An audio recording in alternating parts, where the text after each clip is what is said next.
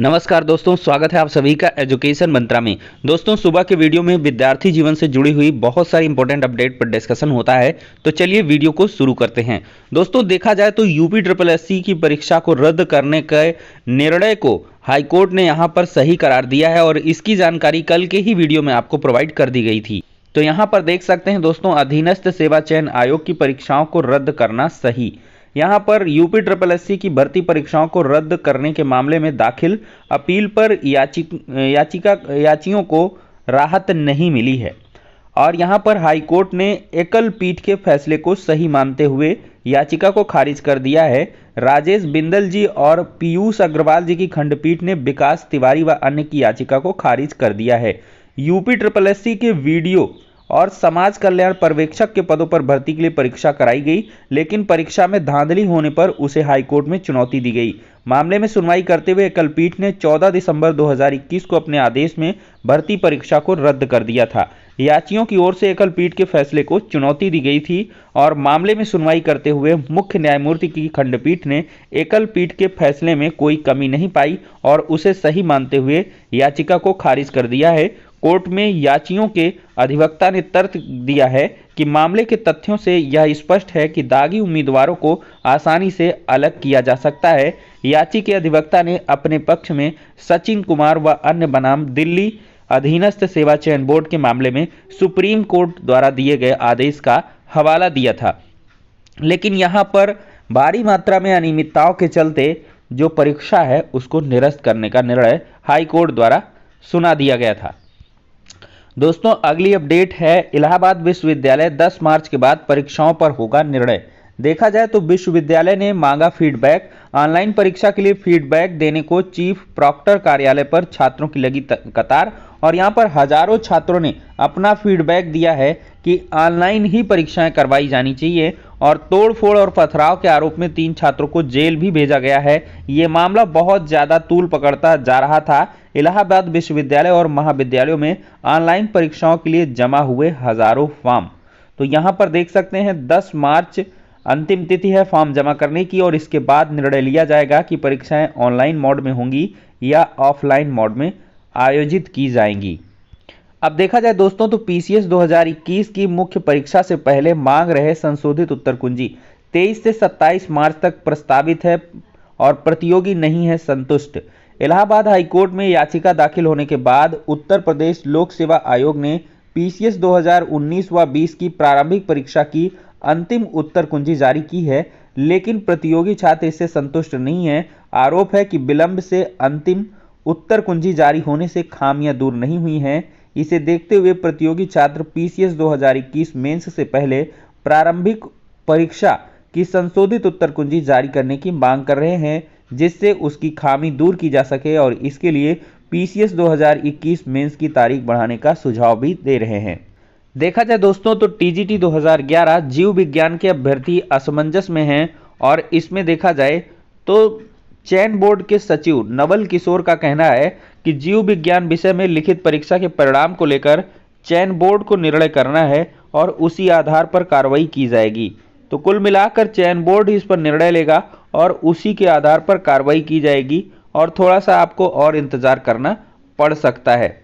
अब दोस्तों देखा जाए तो एमटीएस 2020 पेपर 2 के लिए 44,680 छात्र सफल किए गए हैं। एसएससी ने एमटीएस यानी कि मल्टीटास्किंग नॉन टेक्निकल स्टाफ परीक्षा 2020 पेपर 1 का रिजल्ट घोषित किया है।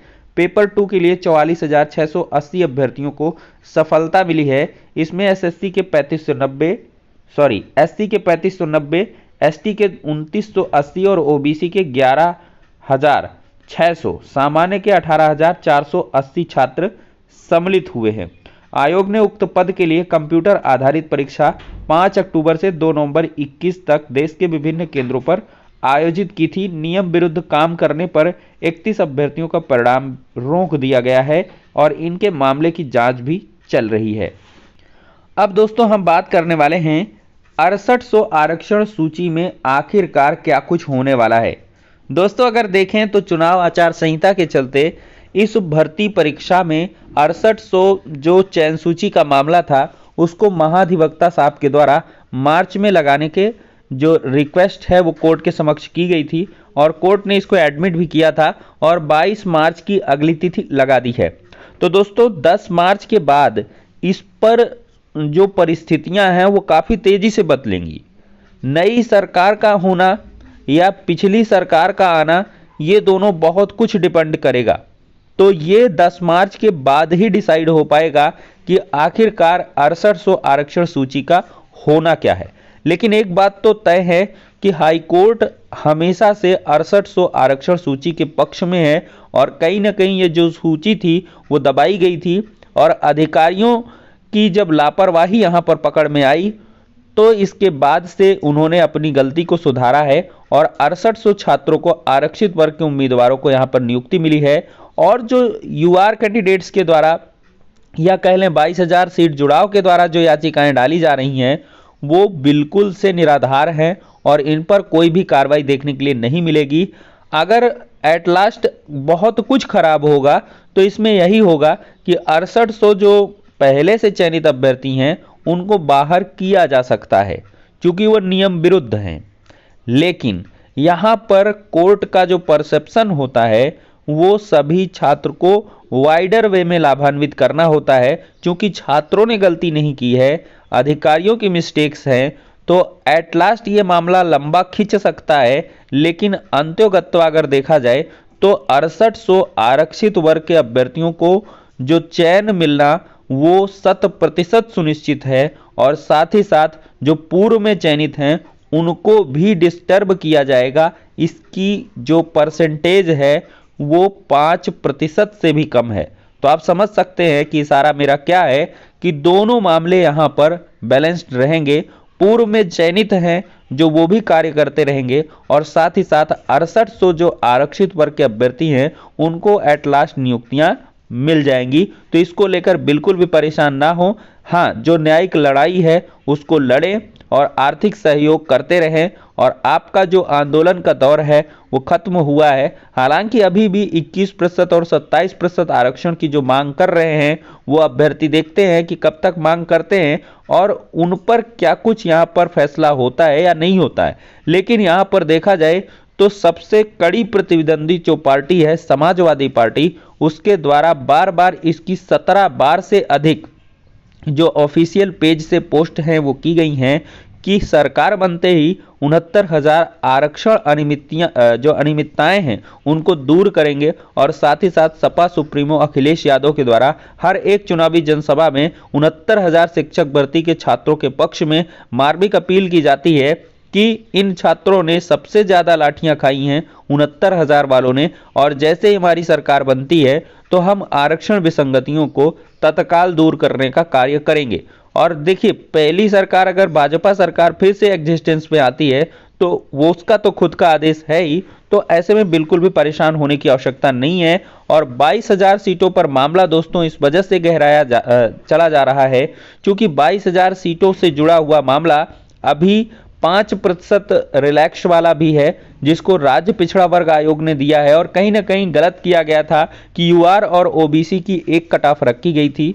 तो उसको दोस्तों यहाँ पर अलग किया जाना चाहिए था और उसके लिए देर सबेर क्या होगा कि हाई कोर्ट से भी ऑर्डर आएगा। हाई कोर्ट में अंडर पेंडेंसी है मैटर और 5% का रिलैक्सेशन ओबीसी वर्ग के अभ्यर्थियों को मिलेगा जिससे हजारों छात्र की जॉब वहां से भी क्लियर होने वाली है। और आप देखिएगा जो 68,500 शिक्षक भर्ती के लगभग 3-4 साल जॉब कर चुके कैंडिडेट्स हैं उनको उनके खुद के जो जिले हैं उनमें एडजस्ट किया जाएगा। तो इसमें भी हजारों पद का जो कह लें कि रिक्वायरमेंट है वो होगा। तो इस वजह से 22,000 सीटों का जुड़ना बिल्कुल से भी संभव नहीं है। हालांकि इसके लिए छात्रों ने बहुत लंबा संघर्ष किया है और सपा सरकार के द्वारा आश्वासन दिया गया है कि उनकी समस्याओं का जो निराकरण है वो किया जाएगा। लेकिन नियम विरुद्ध कैसे निराकरण संभव हो पाएगा और ये कतई संभव नहीं है कि किसी एक पिछली भर्ती के पोस्ट को यूं ही बढ़ा दिया जाए। आरक्षण अनियमितताओं के चलते यहाँ पर पोस्ट को पहले से जो मतलब वैकेंट थी या नवसृजित पदों से एडजस्ट किया गया है, लेकिन वो भी मामला देख सकते हैं किस प्रकार से गहरा गया है। तो कुल मिलाकर जो चीज़ें हो जाया करती हैं तो उनमें बाद में मॉडिफिकेशन ही पॉसिबल होता है, लेकिन नए तरीके से कुछ नया कर पाना इसकी उम्मीद बिल्कुल भी नहीं है।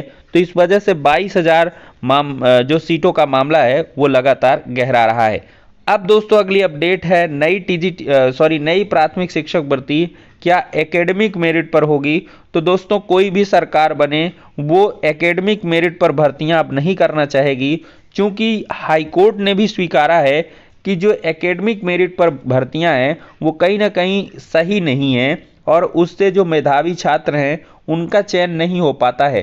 तो इस प्रकार से आप विश्वास मानिएगा, अगर सरकार बदलती भी है तो उनके द्वारा नई भर्तियों को एकेडमिक मेरिट पर नहीं किया जाएगा, भले से वो कुछ और अलग चेंजेस कर दें।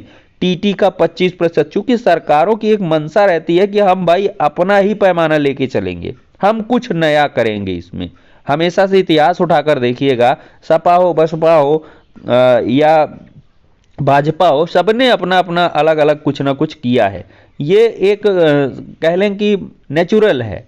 तो इस वजह से थोड़ा सा परिवर्तन देखने के लिए मिल सकता है, लेकिन इंतजार करिए कि 10 मार्च के बाद आखिरकार होने क्या वाला है। तो 10 मार्च बहुत कुछ डिसाइड करेगा। तो फिलहाल के लिए दोस्तों आप बिल्कुल टेंशन ना लें और लगातार तैयारियां करते रहें।